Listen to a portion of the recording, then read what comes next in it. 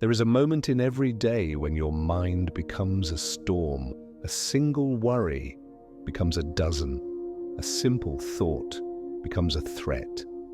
And suddenly your brain is living in a future that doesn't even exist yet.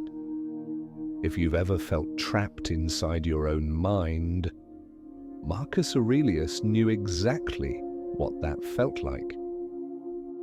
The man behind the emperor.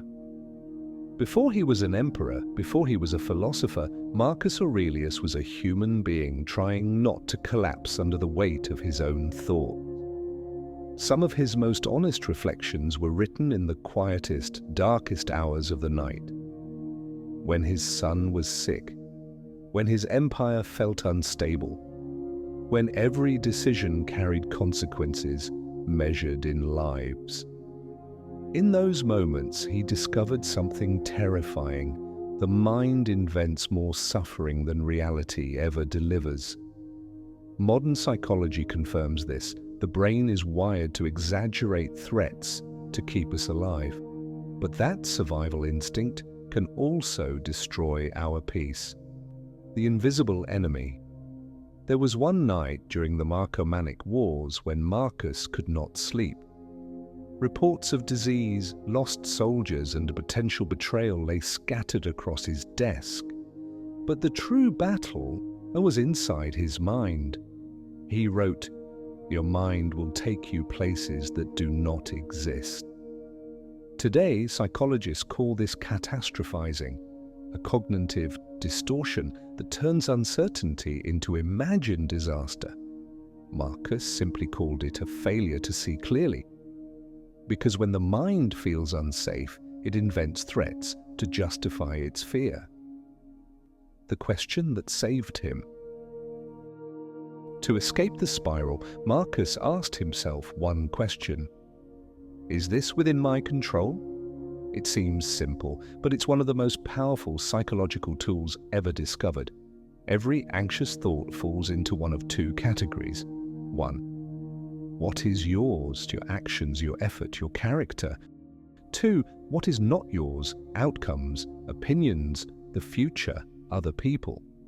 And Marcus realized, overthinking begins the moment your mind escapes category one. Not because you are weak, but because the mind hates uncertainty.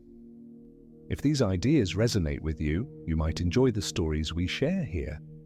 One each week, calm, reflective, and practical. You're welcome to subscribe. The Emperor's Method. Marcus used a 3-step ritual to pull himself back into clarity. Step 1, slow the breath, not to calm down, but to interrupt the brain's momentum. A psychological pattern breaker. Step 2, name the fear. Unlabeled fear multiplies, named fear shrinks. Marcus wrote specific worries, not vague shadows. He forced the fog to take shape. Step 3, decide how is this mine or not mine. If it was his, he acted. If it wasn't, he released it. Sometimes dozens of times a night. This wasn't philosophy. It was emotional survival in the mind of a man under extreme pressure. Applying it today. Your world may not have wars or emperors, but psychologically the battles are the same. Overthinking about the future? Not in your control. The next small action you can take? In your control. Someone's opinion of you? Not in your control. Your response? Always yours. Marcus didn't write his meditations to impress anyone. He wrote them because his own mind was drowning and he needed a rope. And in doing so, he left a rope for the rest of us too. Final reflection. If your mind feels heavy today, pause for a moment. Ask the question Marcus asked on the nights he couldn't sleep. What part of this belongs to me, and what part never did? You'll be surprised how many storms disappear the moment you see them clearly.